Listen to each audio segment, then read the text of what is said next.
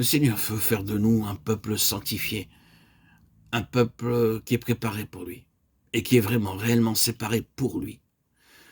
Or, chers amis, je suis tout à fait sûr que les disciples du Seigneur sont toutes dans ce sens. C'est une chose redoutable et vous pouvez ne pas apprécier que ce soit de cette manière-là, mais un jour ou l'autre, si vous réalisez ce que cela implique, vous y viendrez. C'est une chose terrible pour le Seigneur de ne pas nous discipliner.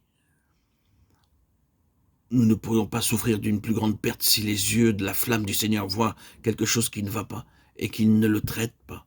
Ce serait terrible pour lui, pour son Église et pour l'histoire spirituelle. Le Seigneur doit nous discipliner et tôt ou tard, il le fera. Vous pouvez penser que c'est un mot très solennel. Pourquoi cela? Eh bien, je pense que c'est pour cette raison, et je peux vous dire qu'il ne s'agit pas simplement d'un sujet en étude pour l'heure, mais d'un lourd et profond fardeau. Pensez à ceci.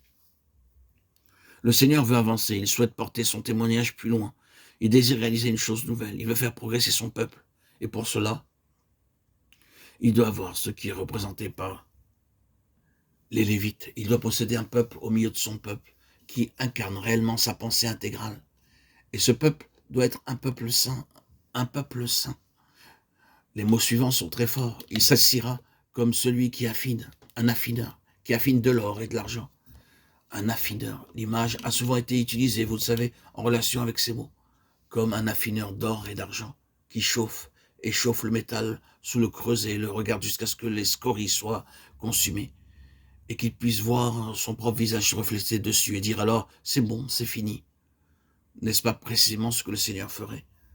Les feux, pourquoi? Les jugements, dans quel but? Afin de contempler sa propre face, dans le but de voir sa propre face, la gloire de Dieu sur la face de Jésus-Christ dans nos cœurs. Il y a un but pour lequel Dieu nous communique un tel message à l'heure actuelle. Alors que c'est solennel, peut-être exigeant, rendons-nous compte que nous avons ici un message qui est en lien avec une perspective. Le Seigneur est un Seigneur qui désire avancer, qui veut toujours atteindre de nouvelles régions, parvenir à son plein but. Il veut le faire. Il désire réaliser quelque chose de nouveau et toujours nouveau au milieu de son peuple. Pour cela, si je n'ai mal lu les Écritures et si je n'ai pas mal exposé toute l'histoire de ce peuple pour l'accomplir, il doit obtenir des personnes au milieu de son peuple qui, d'un côté, lui répondent quant à son désir et qui, d'un autre côté, répondent à l'ennemi en le privant de son désir. Celui-ci voudrait corrompre, souiller, il souhaiterait causer cette perte au Seigneur. Lévi dit non, jamais, jamais, quoi qu'il en coûte, jamais. Il est possible qu'à propos du service pour le Seigneur, nous parlions de cette manière. Nous irons où le Seigneur le souhaite. Nous souffrirons tout ce que cela implique de servir le Seigneur dans n'importe quelle partie du monde. Nous parlons ainsi. Mes chers amis, ramenons tout cela à ce domaine.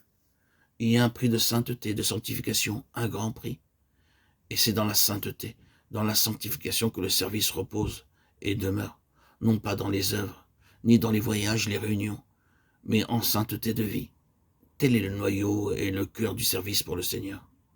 Un jour ou l'autre, il vous conduira là, tôt ou tard, il vous y amènera. Il est possible que vous avanciez durant un temps, mais vous parviendrez à une crise terrible.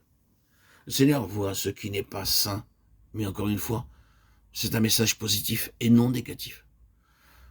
Le Seigneur voudrait nous dire quelque chose à nous qui sommes rassemblés, à nous qui nous réunissons le dimanche, ou aujourd'hui même, vous qui m'écoutez. Il souhaite continuer, il désire avancer, cher auditeur, auditrice. Le Seigneur veut réaliser des choses, car c'est ainsi qu'il est. Mais même le Seigneur est tenu par les Lévites.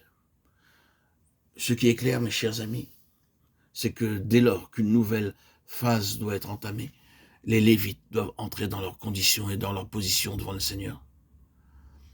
Chers amis, auditeurs, auditrices, bien-aimés, que le Seigneur fasse de nous de vrais Lévites capables de le servir.